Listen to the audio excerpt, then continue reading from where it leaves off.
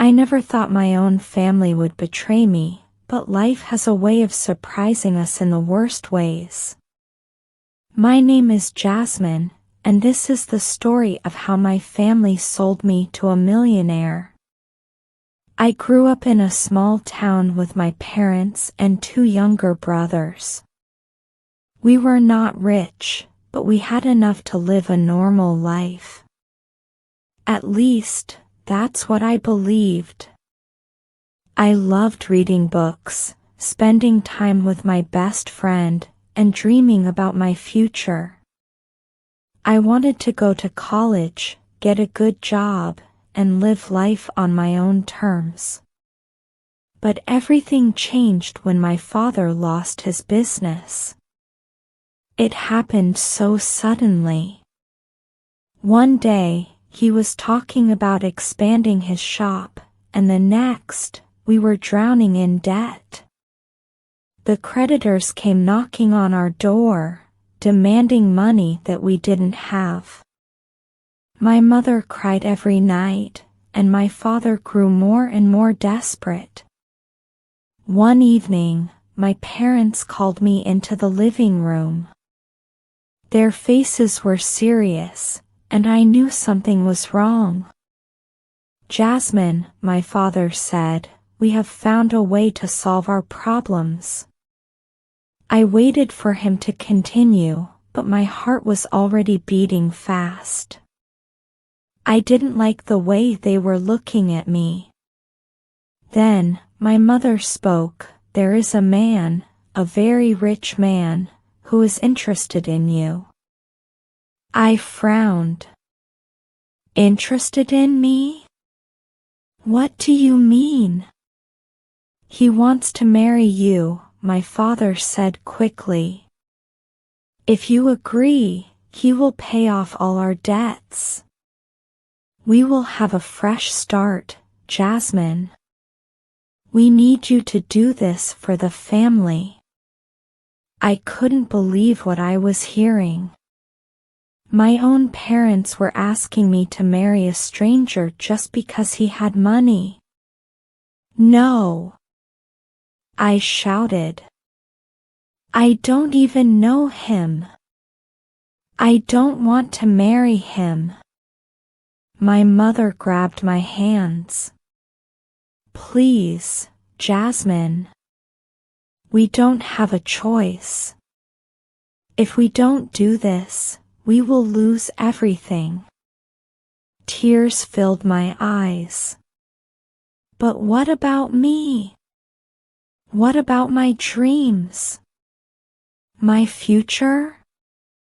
My father sighed. "Sometimes, we have to sacrifice for the ones we love." I begged them to find another way, but they refused to listen. A few days later, I was dressed in expensive clothes and taken to a huge mansion. It belonged to the man they wanted me to marry, Mr. Damon Blackwood. He was a millionaire, probably in his 40s, while I was only 18. He was tall, well-dressed, and had cold, dark eyes. "You're prettier than I expected," he said, giving me a smile that didn't reach his eyes. I shivered. "Please. I don't want to be here."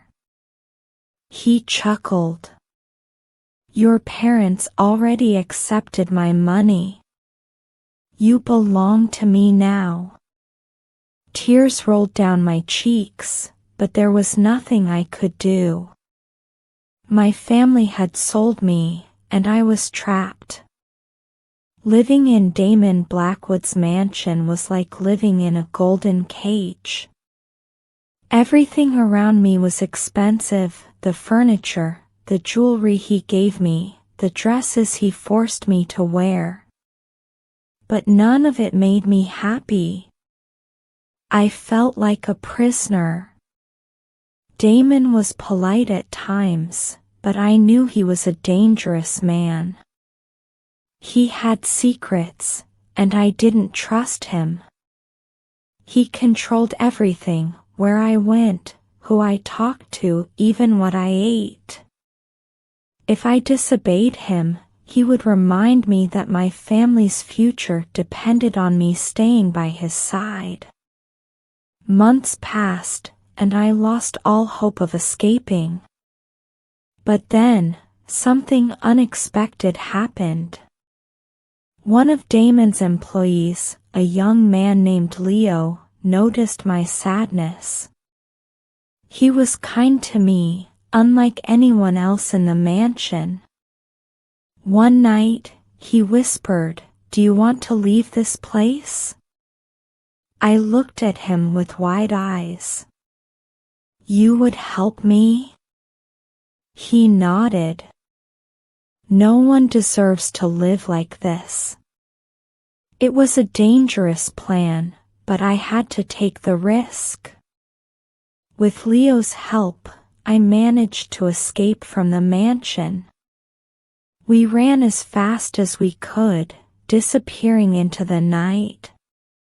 For the first time in months, I felt free. I started a new life far away from my family and Damon Blackwood. I worked hard, studied, and built a future for myself. It wasn't easy, but it was mine. As for my family, they tried to contact me, but I never went back. They had sold me once. I couldn't trust them again. And Damon? I heard he searched for me, but he never found me. Now, as I tell this story, I realize something important. Money should never be more valuable than a person's freedom. I was betrayed by the people I loved, but I found the strength to save myself. And that, I believe, is the greatest victory of all.